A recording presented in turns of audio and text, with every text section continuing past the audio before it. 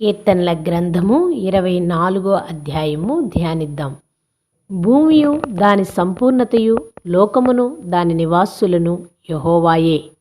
ఆయన సముద్రముల మీద దానికి పునాది వేసెను, ప్రవాహ జలముల మీద దాన్ని స్థిరపరిచెను. యెహోవా పర్వతమునకు ఎక్కదగిన వాడెవడు? ఆయన పరిశుద్ధ స్థలములో నిలువదగిన వాడెవడు? వ్యర్థమైన దానియందు మనసు పెట్టకయు, కపటముగా ప్రమాణము చేయుకయు, నిర్దోషమైన చేతులను శుద్ధమైన హృదయమును కలిగియుండువాడే. వాడు యెహోవా వలన ఆశీర్వాదము నొందును, తన రక్షకుడైన దేవుని వలన నీతిమత్వము నొందును.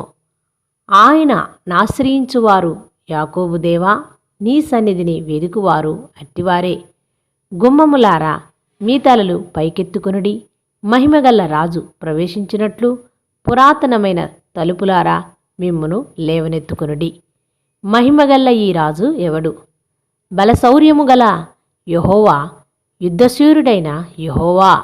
గుమ్మములారా, మీ తలలు పైకెత్తుకొనుడి, పురాతనమైన తలుపులారా, మహిమగల్ల రాజు ప్రవేశించినట్లు మిమ్మును లేవనెత్తుకొనుడి.